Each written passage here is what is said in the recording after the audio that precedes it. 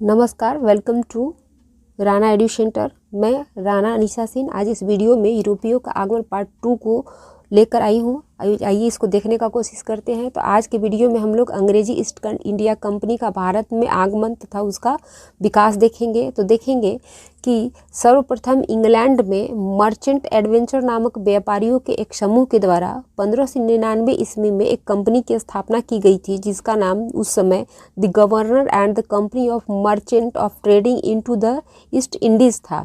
ये जो कंपनी है आगे चल के ईस्ट इंडिया के नाम से फेमस होता है। और इस कंपनी को 31 दिसंबर 1600 ईस्वी में कंपनी पूर्व के साथ व्यापार करने के लिए 15 वर्षों के लिए अधिकार पत्र वहाँ की जो महारानी थी एलिजाबेथ उनके द्वारा दिया गया। लेकिन 1609 में व्यापार करने के अधिकार को जो है वो अनिश्चित काल के लिए बढ़ा दिया गया।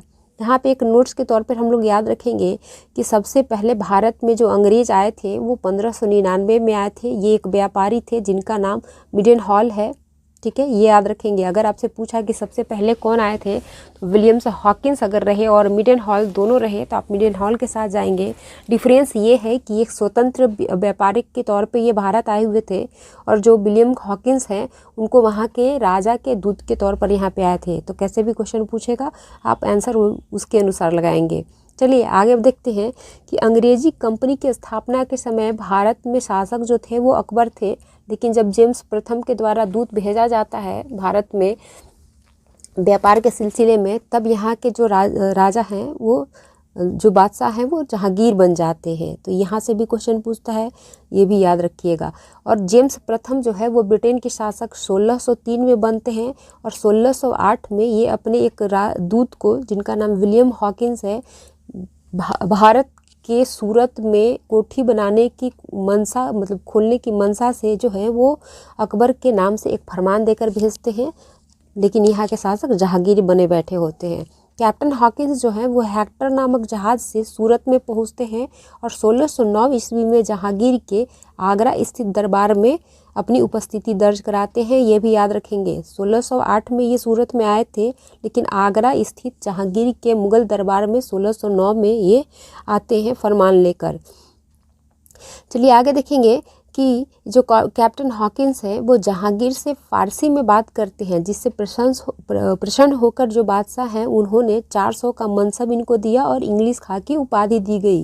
ये कई एग्जाम में देखने को मिला है, तो इसको भी याद रखेंगे। MBBI पॉइंट है। यहाँ पे थोड़ा सा एक नोट्स देख लेते हैं कि ये जो जहांगीर के दरबार में आए थे हॉकिंस साहब, इनको कोठी खोलने की अनुमति मिल जाती है और ये 1608 में सूरत में ब्रिटिश गवर्नमेंट के द्वारा या ईस्ट इंडिया कंपनी के द्वारा जो है वो कोठी बनाने की कार्य जो है वो शुरू कर दी जाती है। लेकिन इसी बीच कुछ विवाद हो जाता है मुगल बादशाह और इन ईस्ट इंडिया कर्मचारियों के बीच में, जिसकी वजह से इसको रोक दिया जाता है। फाइनली 1611 में मसूलीपट्टनम में अंग्रेजी कोठी बनकर तैयार हो जाती है। तो यहाँ पे दो तरह से आपसे क्वेश्चन पूछ सकता है। एक पूछ सकता है कि अंग्रेज़ों की पहली कोठी भारत में कौन थी, तो यही सूरत वाली होगी जो 1613 में बनकर तैयार हुई थी, लेकिन काम इस पे शुरू हो गया था 1608 में, इसलिए ये पहली कोठी है। अगर आपसे पूछ लिया कि बनकर तैयार होने वाली पहली कोठी कौन है भारत में अंग्रेजी ईस्ट इंडिया कंपनी की, तो मसूलीपट्टनम जो कि 1611 में ही बनकर तैयार हो गई थी। साथ ही आपसे ये भी पूछा जा सकता है यहाँ पे कि भारत में अंग्रेज़ों की पहली अस्थाई कोठी कौन है, तो यही सूरत वाली होगी। ये जो मसूलीपट्टनम में बनी थी ये अस्थाई तौर पे बनाई गई थी। पहली अस्थाई स्टेबल जो कोठी है वो सूरत में 1608 में बनी थी। आगे चलिए देखते हैं कि 1611 में कैप्टन मिडलटन के नेतृत्व में सूरत के निकट स्वाली हॉल में पुर्तगाली जहाजी बेड़ा को परास्त किया गया था। तब जहांगीर जो है वो खुश होते हैं और इनको जो है जो सूरत में कोठी बनाई जा रही थी जिसको रोक दिया गया था, तो उसको पूरा करने की अनुमति दी जाती है।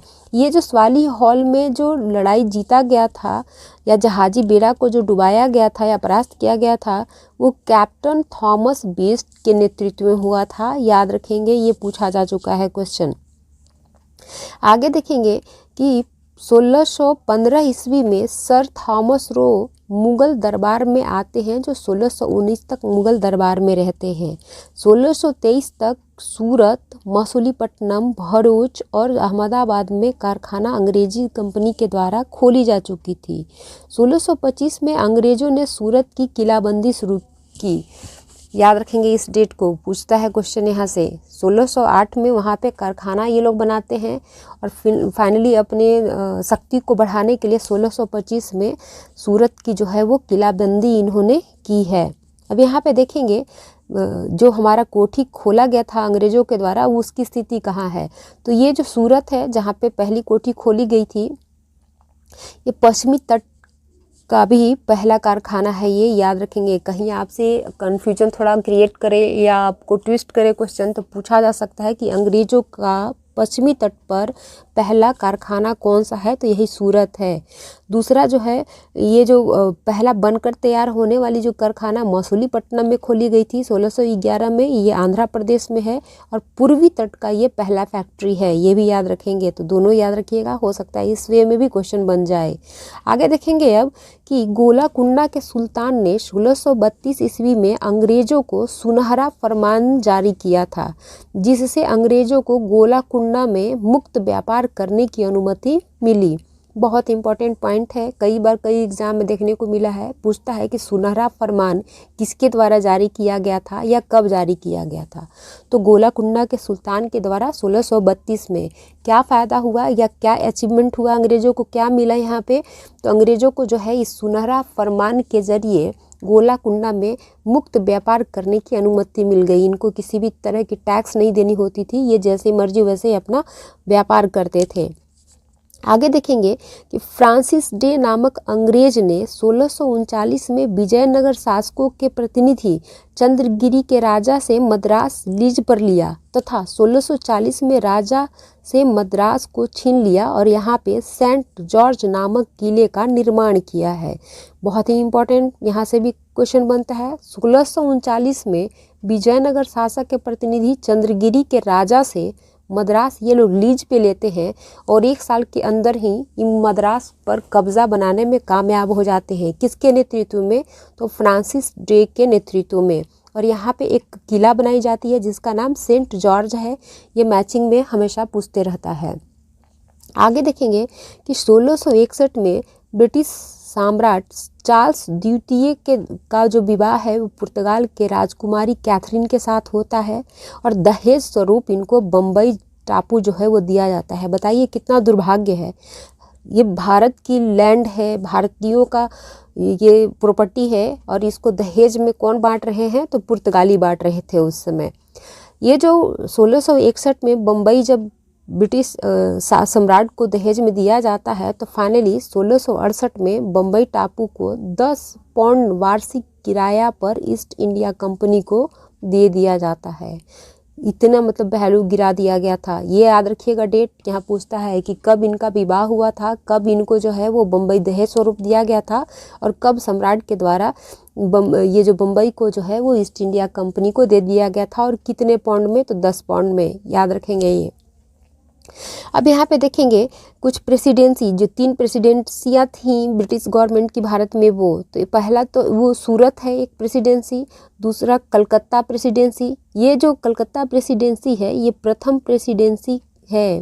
ब्रिटिश ईस्ट इंडिया कंपनी के द्वारा जो पहला प्रेसिडेंसी का निर्माण भारत में किया गया था वो कलकत्ता प्रेसिडेंसी है। इसके जो हेड पहले थे उनका नाम आयर है, ये भी याद रखिएगा। यहाँ से भी क्वेश्चन बनता है, वो पूछते हैं कि कलकत्ता प्रेसिडेंसी के प्रथम जो प्रमुख थे उनका नाम क्या है, तो आयर है। और तीसरी जो प्रेसिडेंसी थी इनकी वो मद्रास प्रेसिडेंसी थी।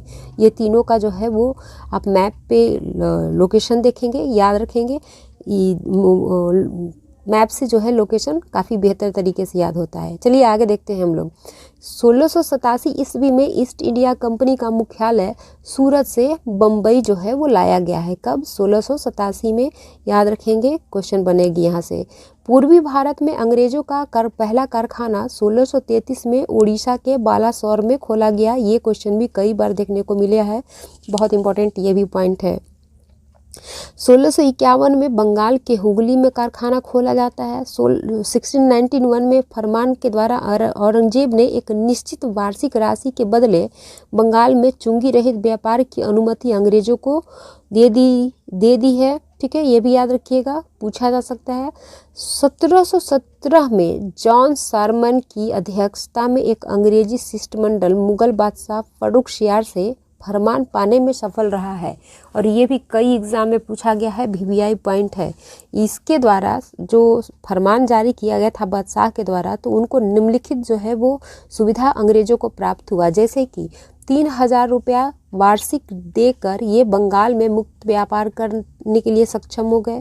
10,000 रुपये जो है वो वार्षिक शुल्क देकर सूरत में मुक्त व्यापार करने में ये सक्षम हो गए। साथ ही कंपनी के सिक्के को पूरे भारत में मान्यता दे दिया गया। कंपनी के हैदराबाद के पुराने विशेषाधिकारों को बनाए रखा गया। ईस्ट इंडिया कंपनी को कलकत्ता के आसपास और अधिक क्षेत्रों में राजस्व वसूली करने का अधिकार इस फरमान के द्वारा दिया गया। तो यहाँ से क्वेश्चन पूछता है कि ये फरमान कब जारी की गई थी, तो 1717 में। कौन ऐसे व्यक्ति हैं ब्रिटिश व्यक्ति जो ये फरमान जारी कराने में सक्षम हुए, तो जॉन सरमन। किसके द्वारा जारी की गई थी, तो फर्रुखशियार के द्वारा जारी की गई थी। एकदम याद रखिएगा, ये बार बार क्वेश्चन पूछा है। 3000 रुपये देकर बंगाल में मुक्त कर, 10,000, ये यहाँ पे एक शून्य छूट गया है, अगर आप लोग नोट करेंगे तो इसको नोट कर लीजिएगा। ये 10,000 वार्षिक देकर सूरत में मुक्त व्यापार की सुविधा इनको दी गई थी। चलिए आगे देखते हैं कि 1688 में औरंगजेब तथा सर जॉन चाइल्ड के बीच युद्ध हो जाता है। जॉन चाइल्ड हार गया तथा भागने को विवश हो गया। ऐसी स्थिति में दोनों के बीच एक समझौता होता है, और जॉन जो है वो भारत में कुछ जुर्माना देकर रुक जाता है। अगर ये नहीं रुकता, उस समय भाग गया होता, तो ब्रिटिश जो प्रभुत्व है वो लगभग समाप्त हो जाता। लेकिन इसका रुकना भारत के लिए बहुत बुरा साबित हुआ। चलिए आगे देखते हैं हम लोग कि अंग्रेज़ों के द्वारा भारत में कुछ किलों का निर्माण किया गया था। यहाँ से मैचिंग वाला क्वेश्चन पूछता है, एकदम याद रख लेना होगा आपको। जैसे कि सेंट फोर्ट जॉर्ज मद्रास में बनाया गया था, फोर्ट विलियम कलकत्ता में बनाया गया था, और फोर्ट लुइस पांडिचेरी में। इसको रट लीजिएगा, रटने का स्थान है, मतलब रटने का चीज़ है ये। अब यहाँ पे नोट्स में देखेंगे कुछ हम लोग, यहाँ पे देखेंगे कि जेराल्ड ऑंगियर ने बम्बई की स्थापना की है, ये भी कई बार क्वेश्चन में देखने को मिला है। जॉब चार्नक ने बंगाल के 3 गांवों सूतानाती, कालीकाता और गोविंदपुर को मिलाकर कलकत्ता शहर की स्थापना की है, ये भी कई एग्जाम में देखने को मिला है। साथ ही जॉब चार्नक के द्वारा कलकत्ता में फोर्ट विलियम नामक किला का भी स्थापना किया गया था। आगे देखेंगे कि कलकत्ता 1700 ईस्वी में पहला प्रेसिडेंसी नगर घोषित किया गया, जो 1774 से 1911 तक ब्रिटिश भारत की राजधानी रही है। तो अभी आपको बताएं कि कलकत्ता जो है वो भारत में पहला ब्रिटिश प्रेसिडेंसी है। कब बना था, तो 1700 में, ये भी याद रखिएगा। ठीक है, चलिए आइए अब इस फैक्ट जो अभी हम लोगों ने ऊपर में देखा है ईस्ट इंडिया कंपनी के संबंधित, उस पर आधारित कुछ क्वेश्चन देख लेते हैं। तो क्वेश्चन यहाँ पहला है कि लंदन में ब्रिटिश ईस्ट इंडिया कंपनी की स्थापना के समय भारत का बादशाह कौन था, तो ये अकबर था, और UPPCS में ये क्वेश्चन पूछा भी गया है। आगे देखते हैं हम लोग दूसरा क्वेश्चन कि किस मुगल बादशाह के काल में ईस्ट इंडिया कंपनी की पहला किला का स्थापना किया गया, यह भी UPPCS में पूछा गया है, UPSC में सॉरी पूछा गया है। तो इसका जो आंसर है वो है